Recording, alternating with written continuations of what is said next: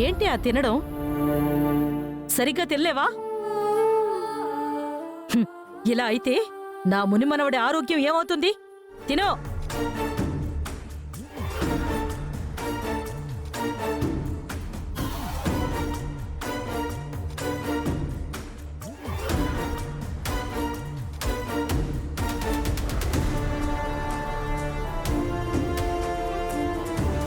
వెళ్ళి పడుకో. నువ్వు మళ్ళీ కిందకొచ్చినా లేదా వాడి కోసం మేలుకునున్నా బావుండదు చెప్తున్నా. నువ్విలా చేస్తే నా మునిమనవడి ఆరోగ్యం దెబ్బతింటుంది. నేను మళ్ళీ పైకొచ్చి చూస్తాను. అప్పటికల్లా నువ్వు నిద్రపోవాలి.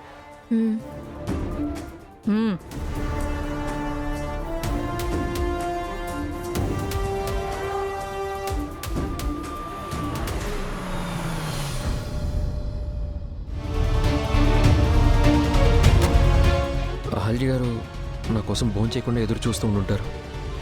బాగా లేట్ అయిపోయింది.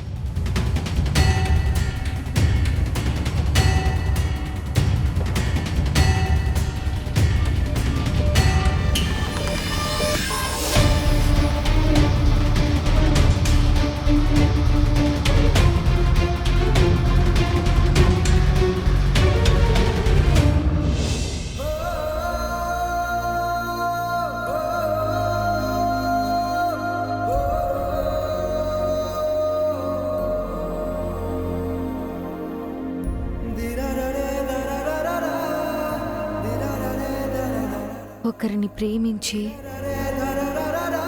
ఇంకొకరిని పెళ్లి చేసుకుంటే అది ఎంత బాధగా ఉంటుందో, ఆ జీవితం ఎంత నరకంగా ఉంటుందో మీరు నేను అనుభవిస్తున్నాం కదండి.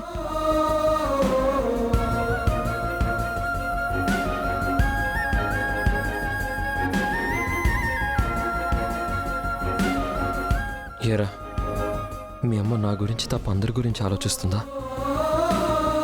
నన్ను తప్ప అందరినీ అర్థం చేసుకుంటుందా? ఆదితి పెళ్లి గురించి ఆలోచిస్తుంది. ఆదితి పెళ్లి గురించి, రవిప్రకాష్ అంకుల్ యామిని ఆంటీ పడుతున్న బాధ గురించి ఆలోచిస్తుంది. ఇంట్లో మా అమ్మ నాన్నల గురించి ఆలోచిస్తుంది. అక్క గురించి, శ్రావ్య గురించి కూడా ఆలోచిస్తుంది. అందరి గురించి ఆలోచిస్తుంది. కానీ తన గురించి నేను ఎంత బాధ్యత తీసుకున్నానో, ఏమేం చేస్తున్నానో ఇది పట్టించుకోదా?